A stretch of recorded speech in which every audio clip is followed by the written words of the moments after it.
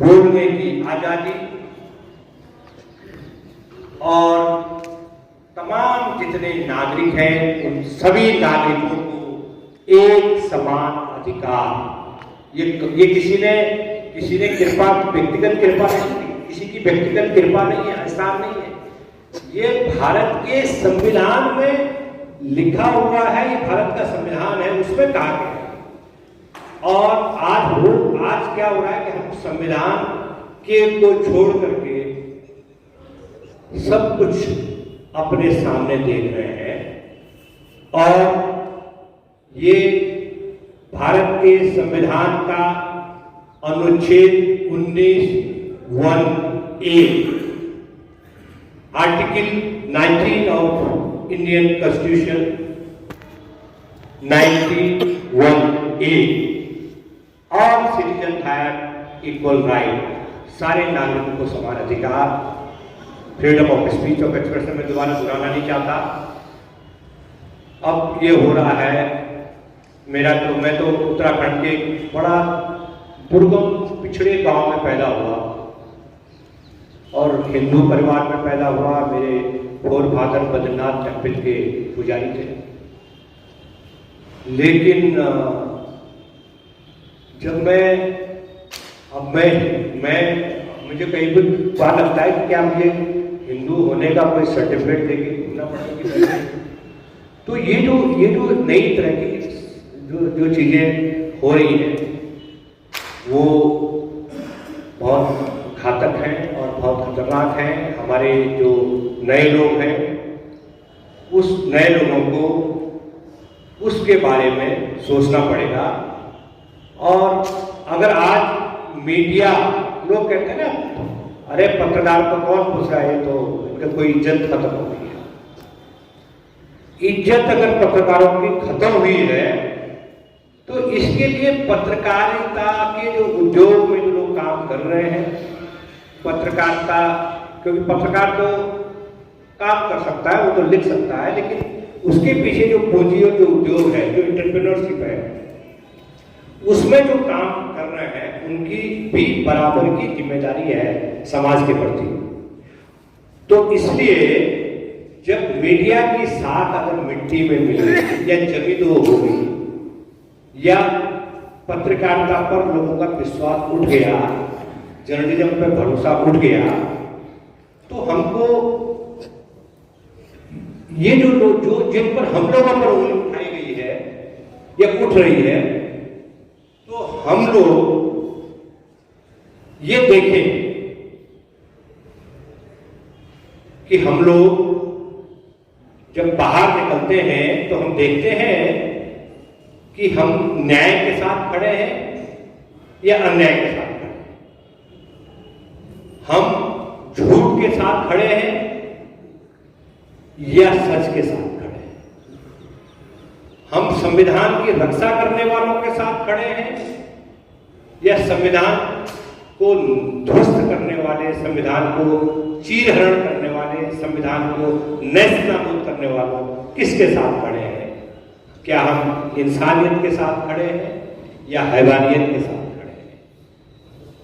देखिए, जब कोविड की शुरुआत हुई थी, जो 2020 का बजट सेशन था, बजट सेशन की शुरुआत में हम लोग पार्लियामेंट गए, लेकिन बजट पेश होने के बाद जो बीच में जो छुट्टियां हो गई थी, छुट्टियां होने के बाद जब लॉकडाउन चालू हो गया 4th वीक ऑफ मार्च, उसके बाद अचानक संसद में बाकी सब लोग तो संसद में आ रहे हैं, केवल सरकार को एक मौका लग गया कि संसद में पत्रकारों को रोकने का एक बहुत बड़ा इंतजाम कर लिया।